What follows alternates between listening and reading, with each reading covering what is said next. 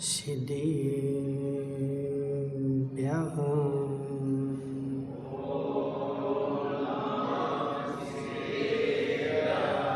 तज्जयति परं ज्योति समं समस्तैरनन्तपर्याय दर्पणतलविसकला प्रतिफलति पदार्थे मालिका यत्र नमो अरिहन्ताणं नमो सिद्धाणं नमो आयर्याणं नमो अध्यायाणं नमो लोहिसब्बिसाहुणम्।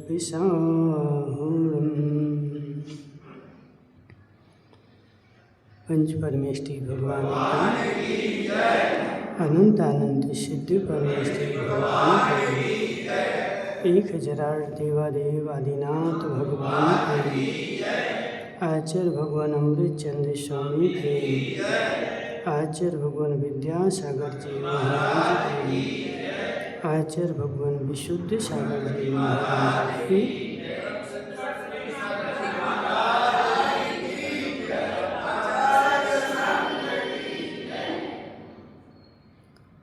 मनुष्यों, तीर्थंकर भगवान की दिव्य देशना श्यादवान जयवंत हो। आचार्य भगवान अमृत चंद्र स्वामी पुरुषार्थ सिद्धि ग्रंथ उपाय में समझा रहे हैं कि हे जीव, एनांशेन चारित्र तेनांशेनम बंधनम नास्ति एनांशेनम रागस्त तेनांशेनम बंधनम भवति। जितने जितने अंश में चारित्र है उतने उतने अंश में बंध का अभाव है, और जितने जितने अंश में राग है उतने उतने अंश में बंध का सद्भाव है। हे जीव, चारित्र से बंध नहीं होता। चारित्र में जो हमने मिलावट कर रखी है उससे बंध होता है। यहाँ पर आचार्य ने सबसे पहले दृष्टि बताई, फिर ज्ञान बताया और फिर चारित्र बताया। तीन बताए। पहले बताया कि दृष्टि सम्यक दर्शन से बंध नहीं होता, फिर बताया सम्यक ज्ञान से बंध नहीं होता, फिर बताया सम्यक चारित्र से बंध नहीं होता। तो आखिर में बंध होता किससे है? तो राग से बंध होता है। क्या नाम इनका? मुकेश भाई। संसारी जीव सब कुछ छोड़ने को तैयार है, लेकिन राग छोड़ने को तैयार नहीं है। महाराज, पैसा भी छोड़ दूंगा, खाने की वस्तुएं भी छोड़ दूंगा, पीने की वस्तुएं भी छोड़ दूंगा, लेकिन एक वस्तु को छोड़ने की बात मत करो, और वह क्या है? तो राग नहीं छोड़ूंगा। हे जीव, जो मुख्य वस्तु थी, जो जड़ थी, तू जड़ को नहीं मिटा रहा है और पेड़ काटने का पुरुषार्थ कर रहा है।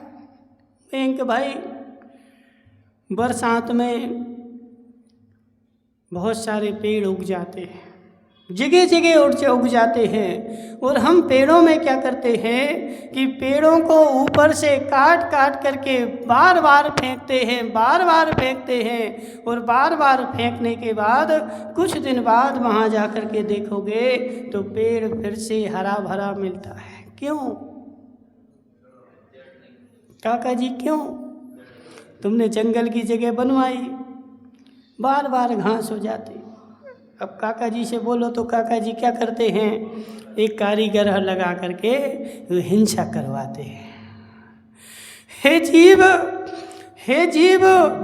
तुझसे बोला उसकी जड़ मिटा देगा तो बार बार हिंसा नहीं करनी पड़ेगी। तू क्या करता है, ऊपर ऊपर के पत्तों को छांटता है लेकिन जड़ को हमेशा बने रहने देता है। और जैसे ही उस जड़ में पानी मिलती है तो वह पेड़ जो है वापस से हरा भरा हो जाता है। यदि तू चाहता है, जयंतीलाल, आज वो जयंतीलाल दूसरे कहाँ हैं, कहाँ चले गए? समझो हे काका, अनंत भव में, मुकेश भाई, अनंत भव में मैंने अनंत पर्यायें धर्म की रखी और धर्म की पर्यायें रख करके हर पर्याय में मैंने धर्म करना चाहा और धर्म करने के लिए मैंने चारित्र भी धारण किया। और उस चारित्र को धारण करके मैंने मात्र क्या किया, तो पत्तों को काट काट करके फेंका। उस जड़ पर आज तक मेरी दृष्टि नहीं गई। मैंने क्या किया, पत्तों को छांटा, ये पेड़ उग गया है पंडित जी साहब, ये पेड़ उग गया है, ये पेड़ नहीं उगना चाहिए। तो जैसे ही पेड़ उगा और मैंने पत्तियों को छांट छांट करके फेंक दिया, लेकिन जैसे ही उसको पानी मिलता है, हे जीव, पत्तियों को छांटने से पेड़ का अभाव होने वाला नहीं है। और पेड़ का अभाव होगा तो वह मात्र कितना होगा, तो तात्कालिक होगा। खोड़निया माँ जी, माई को चालू क्यों, इसको बंद कर दो ना। नहीं नहीं जी चालू है। क्या होता, अपन ने लाइट चालू करी और चालू छोड़ दी। अब उसका जब काम ही नहीं है तो उसको चला के और उसको बंद करो, लाइट तो जल ही रही। तो ऐसे है जीव, समझ मेरी बात कि मैंने हर पर्याय में क्या किया, उन पत्तियों को छांटा और पत्तियों को छांट करके मैंने सोचा कि मैं धर्मात्मा बन गया। लेकिन अगली पर्याय में जाकर के फिर देखा, काका जी, मैंने घास को हटाया, ऊपर ऊपर से बिल्कुल साफ हो गई। और 8 दिन बाद फिर जाकर के देखा तो फिर वहाँ घास उगी हुई थी। क्यों सूर्य किरण जी, क्यों? महाराज, जड़ तो बनी हुई थी और ऊपर ऊपर से मैं काट रहा था। तो ऐसे हे जीव, मेरे संसार परिभ्रमण की जड़ है राग, और उस राग को मैं एक भी पर्याय में काटता नहीं हूँ और मात्र ऊपर ऊपर की पत्तियों को काटने का काम करता हूँ। और ऊपर की पत्तियों को काटने करके मैं सोचता हूँ मैं धर्मात्मा हो गया। ऐसे हे खोड़निया अम्मा, नहीं आ रहा समझ में? क्या आ रहा है? हे खोड़निया माँ, वास्तव में राग को छोड़ना ही धर्म है। जितना जितना राग छूट गया उतना उतना धर्म आ गया। और जितना राग बना हुआ है उतना मेरे पास अधर्म बना हुआ है। और मैं धर्म करना चाहता हूँ लेकिन राग छोड़ना नहीं चाहता। हे जीव, मंदिर भी आता है तो वह राग की पोटली सिर पर रख करके आता है।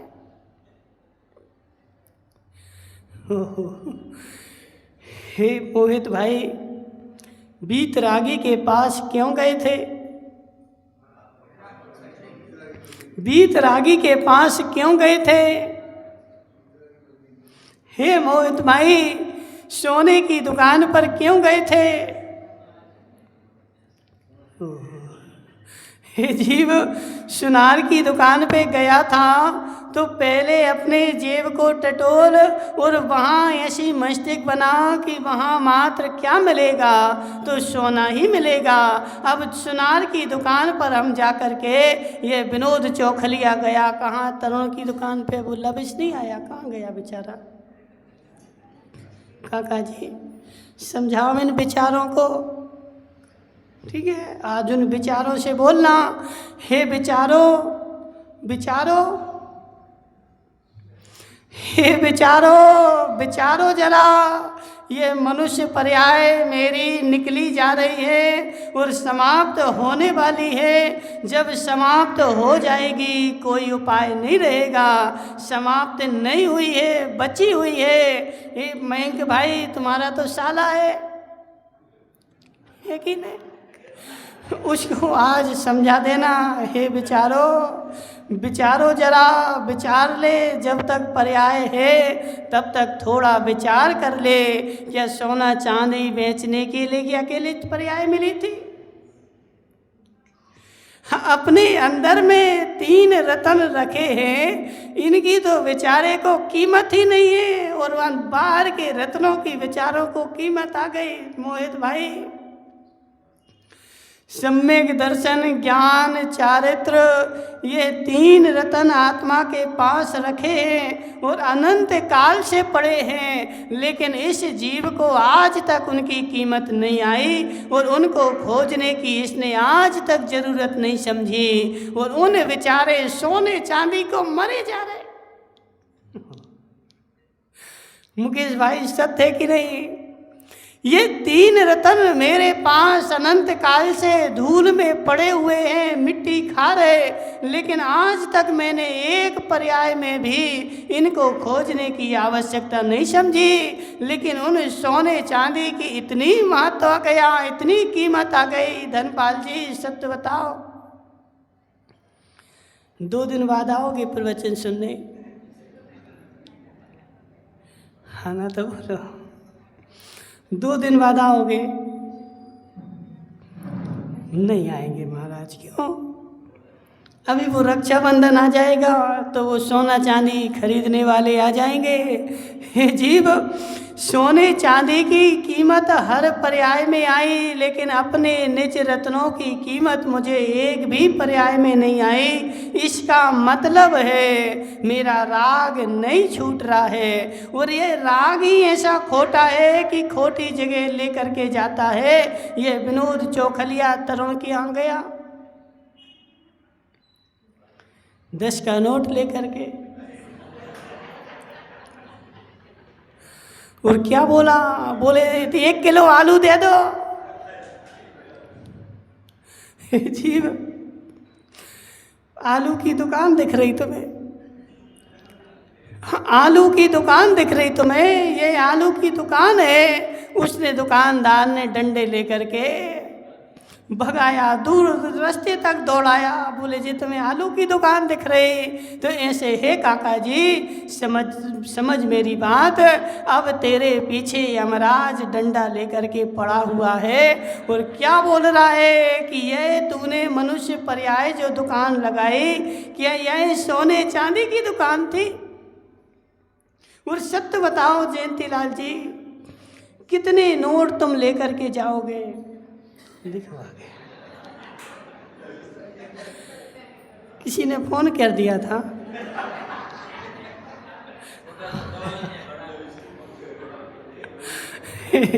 हे जीव, समझ मेरी बात। यहाँ पर आचार्य भगवान समझा रहे, जितने अंश में राग है, जितने अंश में राग है उतने अंश में बंध है, और जितने अंश में चारित्र है उतने अंश में निर्बंध है। इसलिए हे जीव, चारित्र को धारण कर, चारित्र को धारण कर। और एक चारित्र ही एकमात्र ऐसी वस्तु है जो मेरे संसार की जड़ को निकाल करके फेंक देगी। न ज्ञान से निकलेगी, न दर्शन से निकलेगी।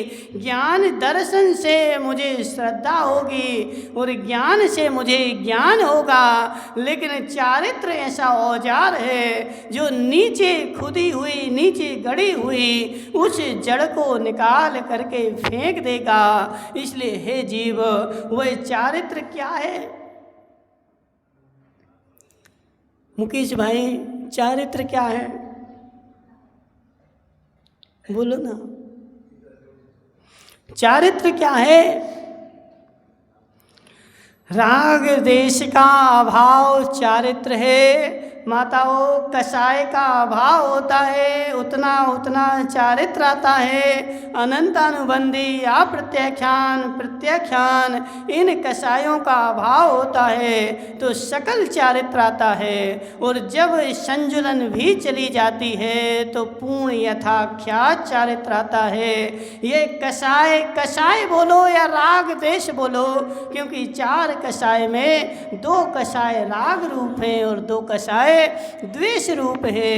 राग द्वेष का अभाव वास्तव में चारित्र है, लेकिन मैं क्या करता हूँ, चारित्र तो धारण करता हूँ। खूब चारित्रधारी हैं, खूब चारित्रधारियों की संख्या है, लेकिन हे जीव, चारित्र धारण करके भी मोहित भाई,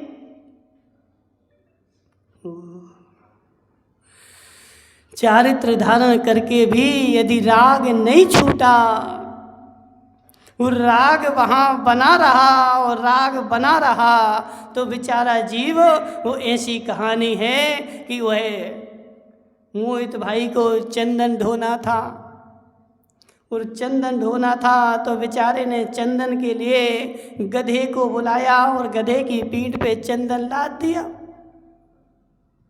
क्या होगा, क्या होगा, क्या होगा पंडित जी? गधे की पीठ पर चंदन लदा है, गधे की पीठ पर चंदन लगा है, उसको कितना आनंद आएगा?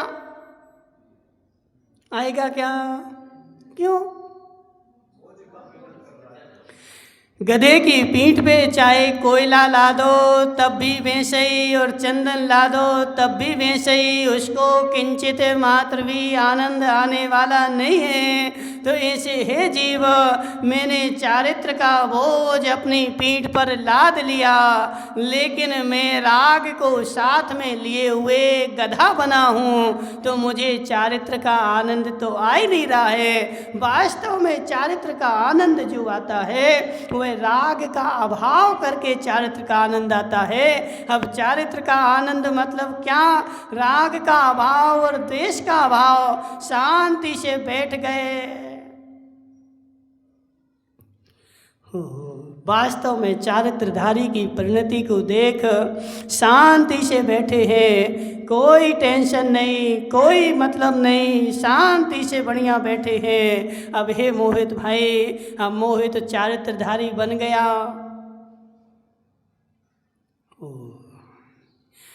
और फिर देखेगा, क्या देखेगा जी? महाराज हमारी परंपरा के हैं कि नहीं? हे जीव, हे जीव, चारित्र धारण करके भी तू चारित्र को ढो रहा है कि परंपरा को ढो रहा है? और यदि परंपरा को ढो रहा है तो गधे के पीठ पे लदा हुआ चंदन, चारित्र धारण करके भी तुम्हें राग लग रहा है, राग लग रहा है। और राग लगा करके बेचारा सारी पर्याय अपनी निकाल देगा। और किसके लिए? मेरी परंपरा चलती रहे, मेरी परंपरा चलती रहे और मेरा नाम चलता रहे। हे लविश भाई, नाम तो वो किसका? ये सत्य है। देखो यहाँ पर वर्णी जी ने लिखा हुआ है, कदाचित जीव चारित्र भी धारण कर लेता है, लेकिन चारित्र धारण करने के बाद उसको कीर्ति की आशा लग जाती है और वह कीर्ति के पीछे दौड़ना प्रारंभ कर देता है। लेकिन इतिहासकारों ने लिखा है कि कीर्ति ने आज तक किसी को व्याया नहीं, कीर्ति तो आज भी कुंवारी की कुंवारी। क्यों? क्यों? हे जीव, जिसको कीर्ति की आस है उसके लिए कीर्ति की आस नहीं है, और जिसको कीर्ति की आस नहीं है उसको कीर्ति की आस है। नहीं आया समझ में? एक कन्या बहुत सुंदर, बहुत सुंदर, जैनम भाई, एक कन्या बहुत सुंदर। अब जैनम सोच रहा है यह मुझे मिल जाए, लेकिन वह कन्या जैनम को नहीं चाहती। वह जिसको चाहती है वह उसको नहीं चाहता। ऐसा होता है। वह कन्या उस कन्या को जो वरना चाहता है वह कन्या उसको नहीं वरना चाहती। जब राजा जनक ने स्वयंवर रचा और स्वयंवर जब रचा गया तो स्वयंवर में क्या देखा गया? जनक ने नहीं, किसने? वह पांडव द्रौपदी के लिए जब स्वयंवर रचा गया मुकेश भाई, तो सारे नगरों के राजाओं को बुलाया गया और सारे नगरों के राजाओं को बुलाया गया तो वहाँ क्या शर्त रखी थी?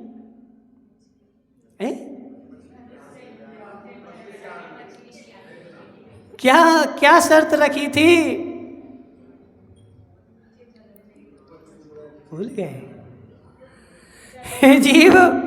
हे जीव वहाँ पर शर्त रखी गई, कोई वस्तु को लक्ष्य बनाना था और उसमें धनुष बाण से बनाना था और लक्ष्य रखी गई। सारे नगर के, सारे देश के सारे राजा बुलाए गए, लेकिन सारे राजा बेचारे हार गए।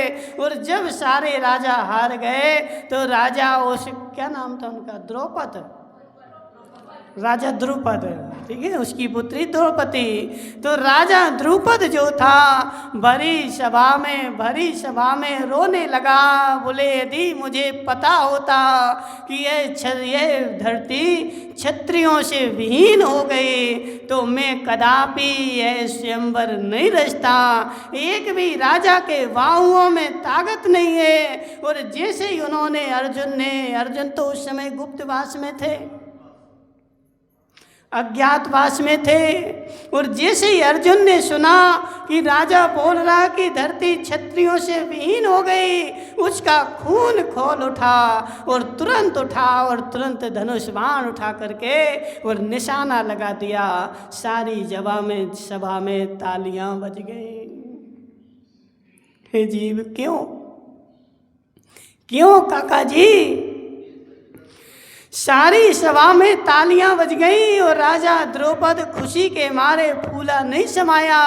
अभी भी यह पृथ्वी जो है क्षत्रियों से विहीन नहीं हुई है, क्षत्रिय अभी इस पृथ्वी पर बने हुए हैं। तो ऐसे हे जीव, समझ मेरी बात। सारी सभा के लोग बैठे हुए थे, द्रौपदी ने एक को भी नहीं भरा। द्रौपदी जिसको भरना चाहती थी वह कौन था? तो वह अर्जुन था। वह दिख नहीं रहा था, लेकिन अर्जुन को उसकी चाह नहीं थी, और जिसको उसकी चाह थी वह द्रौपदी उनको बर नहीं रही थी। ऐसे हे जीव, समझ जा बात को। हे काका, नहीं आ रहा समझ में? क्या आ रहा है? क्या आ रहा है? हे काका, अब काका को लग रहा है मेरी कीर्ति तीनों लोक में फैल जाए, और तीनों लोक में फैल जाए, इसलिए बेचारा सारे संसार की संपत्ति जोड़ करके और तल घर में रख रहा है। लेकिन हे जीव, जिनकी तीनों लोकों में कीर्ति फैली है, ना उनको सोना चाहिए, ना चांदी चाहिए, ना कीर्ति चाहिए। इसलिए आज तक कीर्ति जो है, जैनम भाई, आज तक कीर्ति जो है कैसी है? आज तक कीर्ति जो है वो कुमारी की कुमारी। क्योंकि कीर्ति तो तीर्थंकर को भरना चाहती थी, लेकिन कीर्ति की तीर्थंकर को चाह नहीं थी। समव शरण में बैठे थे चारों ओर महाराज। हे जीव, कि समव शरण में तीर्थंकर भगवान के तीनों लोकों में जो बहुमूल्य वस्तु है वह सारी कोटों में पड़ी रहती है। क्या बोला? रखी नहीं रहती। देखो, पड़ी में और रखी में बहुत अंतर है। अब जी आज तुम्हारे राजस्थान वाले बोलते, बोले वो कहाँ जा रहे हैं, तो बोले माँ को रखने जा रहे हैं। जी बोलता वो काव्य कहाँ गया, नहीं आया आज। काव्य भाई कहाँ जा रहे हैं, बोले माँ को स्कूल रखने जा रहे हैं।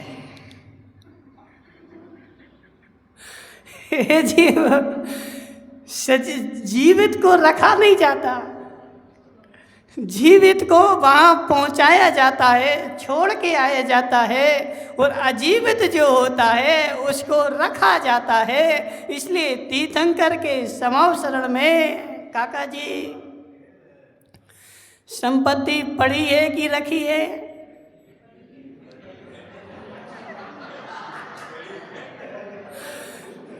कल कोई सोना चांदी आया था तुम्हारे यहाँ रखने के लिए, वो सोना चांदी रखा है कि पड़ा है? हाँ ना, तो बोलो रखा है, पड़ा नहीं है। क्यों? हम हिंदी के वर्ड बोलो। जैनम भाई खड़े हो जाओ। अब जी इंग्लिश के छात्र हैं ना, इनसे पूछते हैं पड़ा है और रखा है, इंग्लिश में क्या बोलोगे? है? रखना नहीं, रखना अलग चीज हो गई। रखा है, पड़ा है।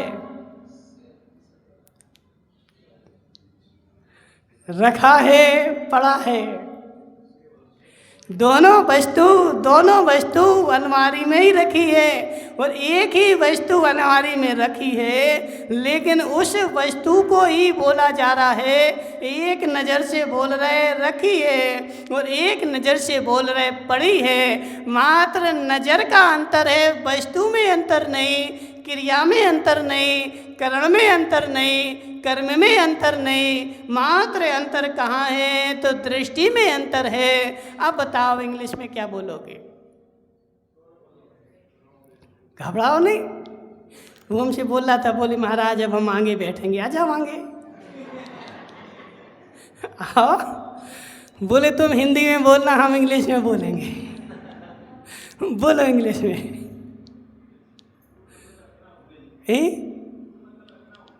हे जीव, बहुत सारे शब्द ऐसे होते हैं जिनके भाव हिंदी में ही निकलते हैं, उनके भाव इंग्लिश में नहीं निकलते। क्योंकि बहुत सारे शब्द, एक ऐसे बहुत सारे शब्द हैं, जैसे बोला तुम, क्या बोलोगे? तुम आगे तो आ जाओ थोड़े से, जल्दी जल्दी, घबराओ नहीं। देखो अपने ही तो घर है, और आगे आ जाओ। जैनम भाई, हाँ अब सुनो, खड़े रहो। घबरा गया, घबराना नहीं, फोटो खींच लो इसकी। जैनम भाई बोलो, काका जी से बोलो, चलो काका जी खाना खा लो, चलो आप खाना खा लो। क्या बोलोगे? हाँ, चलो आप खाना खा लो। है? हाँ, और फिर इनसे मोहित से बोलो, चलो तुम खाना खा लो।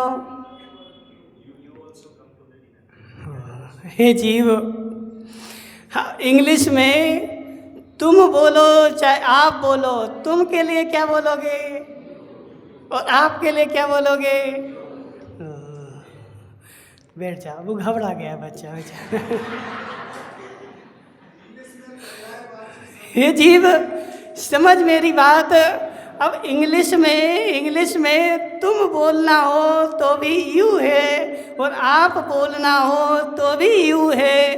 दोनों को यू से तुम क्या है संबोधन करोगे। लेकिन हिंदी में हम बोलेंगे कि हे काका जी, चलो आप खाना खा लो। और बोला हे मोहित, चलो तुम खाना खाओ। क्या हुआ? देखो ऐसा लग रहा जैसे शब्दों से शक्कर झड़ रही हो, मधुरता शक्कर मीठी झड़ रही हो। जैसे यहाँ जाओ ना, कहाँ ग्वालियर साइड गए कभी? गए कभी ग्वालियर साइड में? वो क्या बोलते हैं, उनकी यदि गांव में जाओगे तो उनकी लैंग्वेज है, वो भोजन परोसेंगे और भोजन परोस के बोलेंगे ले ठूस लो।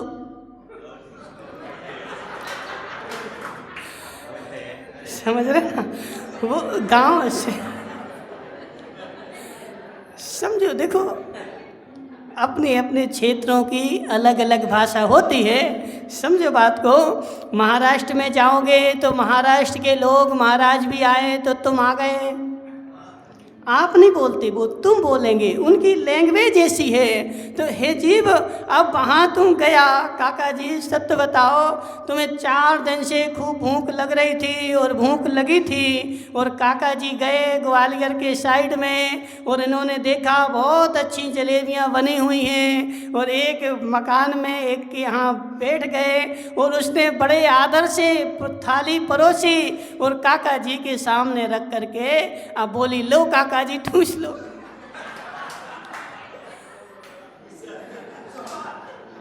अब बता क्या करोगे?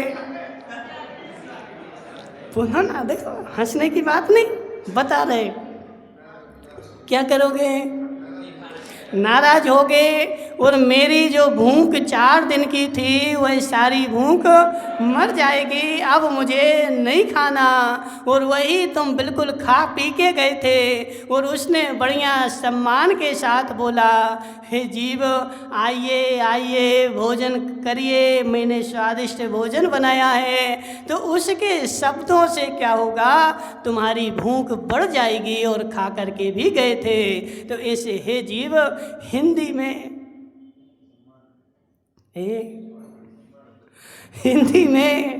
जेनम भाई बहुत सारे वर्ड ऐसे हैं जिन हिंदी के वर्णों से शक्कर टपकती है, मधुरता टपकती है, लेकिन इंग्लिश में बहुत सारे वर्णों का एक ही शब्द होता है, उनको मिला दिया जाता है। तो ऐसे बोला मैंने, संपत्ति रखी है और संपत्ति पड़ी है। अब दोनों में क्या अंतर है बोलो?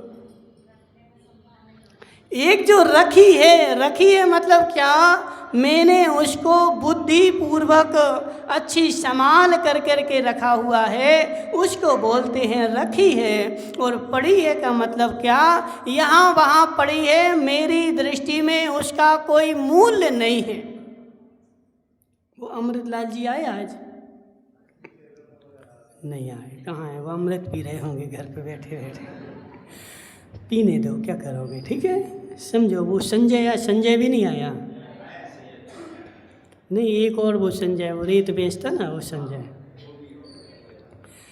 तो देखो, एक रेत की दुकान होती है और एक सोने चांदी की दुकान होती है। तो लविश भाई, सोने चांदी को रखा जाता है और रेत पड़ी रहती है। रेत के लिए शब्द यूज नहीं करते कि रेत रखी है, रेत पड़ी है और सोना चांदी रखा है। तो ऐसे तीर्थंकर के समवसरण में तीनों लोकों की सारी संपत्ति पड़ी रहती है। अब तुम वो शब्दों को ध्यान नहीं देते ना, तो देखो जिसकी हिंदी संस्कृत क्लियर नहीं होगी वह मुकेश भाई शास्त्रों के अर्थ को नहीं निकाल पाएगा। शब्द एक ही है, शब्द एक ही है, उसी शब्द को 50 आदमी पढ़ते हैं, लेकिन उसका अर्थ 50 प्रकार से निकालते हैं। हे काका, वस्तु एक ही है, वस्तु एक ही है, शब्द एक ही है, और एक ही शब्द को 50 आदमी देखते हैं। और जैसे उसके भाव होते हैं, जैसा उसका ज्ञान होता है, जैसा उसका क्षयोपशम होता है, अपने क्षयोपशम के अनुसार प्रत्येक जीव उसका अर्थ निकालता है। शब्द बोलता नहीं है, लेकिन उसका अर्थ निकालना पड़ता है। ऐसे हे मुकेश भाई, भाई आज संसार में इतने सारे भेद कहाँ से हो गए। जी फलाने पंथी, जी फलाने पंथी, जी जे पंथी, जी जे पंथी कहाँ से आए। महावीर ने इतने सारे पंथ बताए थे क्या? बोलो काका जी, किसने बताए? तुमने? महावीर ने इतने सारे पंथ नहीं बताए, महावीर ने एक ही पंथ बताया था और एक ही पंथ वो आगे बनाया था और एक ही शास्त्र था और एक ही शास्त्र को 10 पंथ वाले पढ़ते हैं। वो समयसार तारणपंथी भी पढ़ते हैं, समयसार मुमुक्षु पंथी भी पढ़ते हैं, समयसार 20 पंथी भी पढ़ता है, समयसार 13 पंथी भी पढ़ता है। वह समयसार है और कुंद स्वामी ने जो लिखा था वही है, लेकिन पढ़ने वाला उसी शब्द के अनेक अर्थ निकालता है। मुकेश भाई, अचेल कत्तो क्या मतलब? अचेल कत्तो एक शब्द है। अचेल कत्तो मुनियों के 28 मूल गुणों में एक मूल गुण है अचेल कत्तो। जी ना भाई, क्या अर्थ है अचेल कत्तो का? क्या अर्थ है? पहली बार सुना। मुनियों का एक मूल गुण है अचेल कत्तो। अनिल भाई, क्या अर्थ है? मुकेश भाई बताएंगे। तुम तो स्वाध्याय करते हो ना? नहीं करते स्वाध्याय? बहुत करते हैं। बोलो ना, अचेल कत्तो। नहीं, किससे पूछें? राजा भाई कहाँ है? वो राजा बाजे बजा रहा है। राजा बाजा बजा रहा है। जी, उस राजा को समझा अब तो बाजा बजाना बंद कर दे, खूब हो गई संपत्ति, अब कितने बजाएगा। जी पंडित जी, तुम ही बता दो आखिरी में।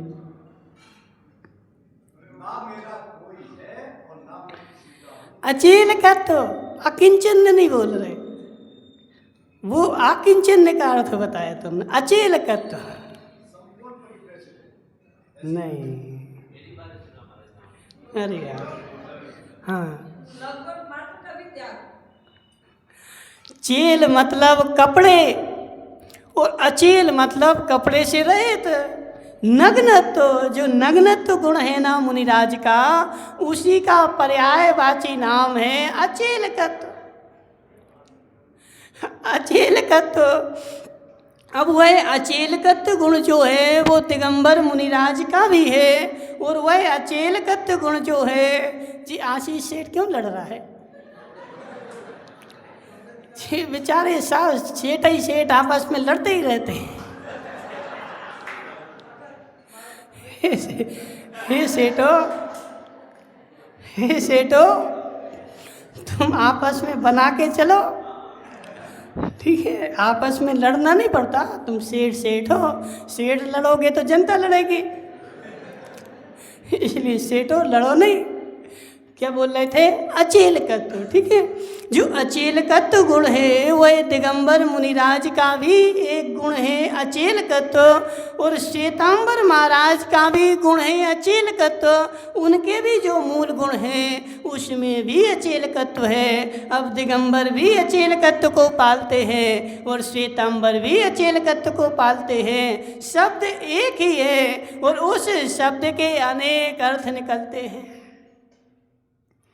जी प्रीपोजिशन है, ठीक है ना? वह शब्द एक ही है। देन आगे लगे तो बोलो ना, देन, THEN। आगे लगे तो आगे लगे तो जब, और बीच में लगे तो तब। शब्द है कि नहीं? हे जीव, शब्द एक ही है। जी यदि प्रश्नवाचक में है, जैनम भाई देखो तुम्हें प्रवचन करने हैं, भूल नहीं जाना। देन THEN देन जब इंटेरोगेटिव में लगे तो जब, और यदि वह आंसर में लगे तो तब उसी का शब्द बदल गया। ऐसे अचेल तत्व एक ही शब्द है। वह अचेल तत्व का अर्थ उन्होंने आंग अर्थ में निकाला और हमने समास में, नए समास में निकाला। तो अचेल तत्व का जब नए समास से अर्थ निकालते हैं तो आ मतलब नहीं, चेल मतलब कपड़े, जिनके पास किंचित मात्र भी कपड़े नहीं, उनका अचेल तत्व गुण है। और उसी को जब आंग अर्थ में निकालेंगे तो आ का मतलब होता है किंचित और चेल का मतलब होता है कपड़े, जिनके पास किंचित कपड़े हैं, थोड़े कपड़े हैं। तो उन्होंने आंग अर्थ में निकाल करके अपने शरीर पर हल्के वस्त्र रखे, थोड़े वस्त्र रखे, और हमने उसको नए अर्थ में निकाल करके सारे कपड़े फेंक दिए। शब्द एक ही था। इसलिए मोहित भाई, शब्द एक वो कहावत आती, शब्द के हाथ ना पाँव। सुनी नहीं सुनी? कैसी है, कोई सुनाएगा? शब्द एक ही है, शब्द के हाथ ना पाँव, और एक शब्द औषधि करे और एक शब्द करे घाव। सुना कभी? नहीं सुना। इंग्लिश वालों को नहीं सुनाया जाता हिंदी वालों को सुनाया जाता। शब्द एक ही है और एक ही शब्द को वही शब्द औषधि बन जाता है, वही शब्द बाण बन जाता है और घाव कर देता है। तो ऐसे हे जीव, महावीर ने एक ही शास्त्र कहे थे और एक ही शास्त्र लिखे थे, लेकिन कालांतर में क्षयोपशम घटता गया, क्षयोपशम कम होता गया और कषाय बढ़ती गई और अन्य लोग हो गए, अन्य कसाई हो गए और एक एक शब्द के अनेक अर्थ निकाले और आज जाकर के अनेक संप्रदाय खड़े हो गए। ऐसा नहीं। अब मोहित भाई बोले समय सार पढ़ना ही नहीं, अलग करो समय सार को। क्यों करो समय सार को अलग? हे जीव, समय सार पढ़ना नहीं, समय सार को अलग करो। तो पंडित टोडरमल जी ने लिखा है, मुकेश भाई, कोई गधा, बोलो ना, कोई गधा मिश्री खा के मर जाए तो मनुष्य मिश्री खाना नहीं छोड़ते। छोड़ते क्या? माता बोलो। कोई गधा मिश्री खा करके मर गया तो अब सारे मनुष्य आज से मिश्री खाने का त्याग क्यों? क्योंकि गधा मर गया। भले मर जाए, लेकिन हे जीव, हम मिश्री खाना नहीं छोड़ेंगे, क्योंकि उसी से मिठास आएगी, मिठास उसी से आएगी। सत्य बताओ काका जी, तुम्हें शुगर तो नहीं है?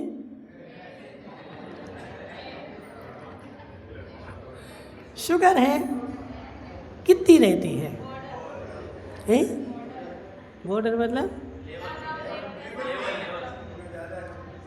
नहीं, कोई को ज़्यादा होती हो, ऐसा कोई है क्या? कौन है? सुरेश भाई का कितनी हो जाती? सुरेश भाई 650 हो जाती, 350 हो जाती है। तो तुम तो वो शक्कर तो बिल्कुल खाते नहीं होगे, कभी देखते भी नहीं होगे।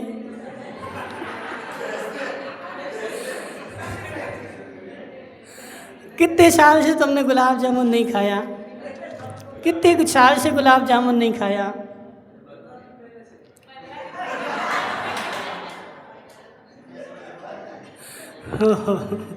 हे जीव, शुगर कितने दिन से है? अब मोहित भाई देखो, शेर जी क्या बोल रहे हैं? बोले महाराज 5 साल पहले डॉक्टर के पास गए थे और डॉक्टर ने बोल दिया था आज से मीठा नहीं खाना, बोला था कि नहीं? लेकिन फिर भी शेर जी बीच बीच में गुलाब जामुन बनते हैं तो खा ही लेते हैं। जबकि डॉक्टर ने बोल के रखा है कि खाएगा तो तेरे प्राण निकल जाएंगे, फिर भी मानता नहीं है। और यदि कदाचित सूर्य किरण जी, तुम्हें शुगर तो नहीं है? नहीं सुनाई दे रहा? सुनाई नहीं दे रहा?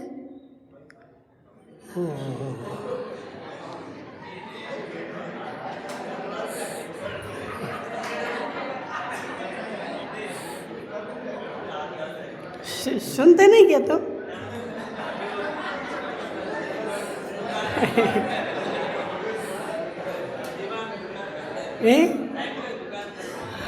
हाँ देखा।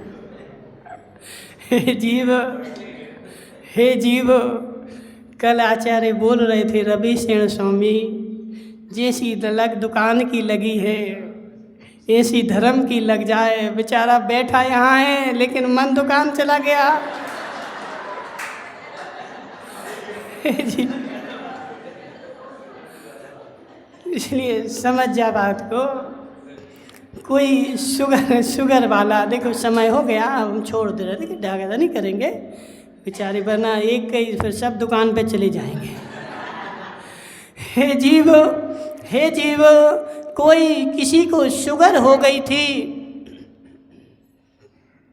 मयंक भाई, किसी को शुगर हो गई थी और शुगर वाले ने शक्कर खा ली और शक्कर खाने से शुगर बढ़ गई और वह ऊपर चला गया तो वह मर गया। सीधे शब्दों में बोले तो वह मर गया। तो जैनम भाई, तुम उससे पूछोगे क्यों मर गया, तो बोले शक्कर खाने से मर गया। तो फिर तुम आजीवन शक्कर का त्याग मेरा करोगे कि नहीं? क्यों बोलो ना? तो वो बेचारा घबरा है, तो क्यों नहीं बोल रहे? आज वो तुम्हारे मित्र कहाँ गए? सब नहीं आए कि हैं? शक्कर भाती ना, तो एक तुम कहीं गए, वो मर गया था, तुमने उससे पूछा क्यों मर गया, बोले इसने शक्कर खाई थी तो मर गया। तो फिर तुम बोलोगे आज से मेरा आजीवन शक्कर का त्याग, बोलोगे? क्यों? उसको शुगर हो गई थी, इसलिए शुगर के कारण शक्कर खाने से मर गया। तो वो मर गया तो संसार के सारे प्राणी शक्कर खाना थोड़ी छोड़ेंगे। तो ऐसे हे जीव, किसी को कसायों की शुगर हो गई थी और समय सार पढ़ करके भटक गया, तो सारे जैनी समय सार पढ़ना थोड़ी छोड़ेंगे। जिसको शुगर हो गई थी वो भटक गया, लेकिन जिसको नहीं हुई थी वह तो सम्यक पढ़ेगा। तो ऐसे हे जीव, महावीर ने एक ही शास्त्र कहा था और एक ही शास्त्र 10 संप्रदाय वाले पढ़ते हैं और उसका अर्थ 10 प्रकार से निकालते हैं। एक एक शब्द के अनेक अर्थ होते हैं। तो हे जीव, शब्द बोलता नहीं है लेकिन बिना बोले काम गड़बड़ हो जाता है।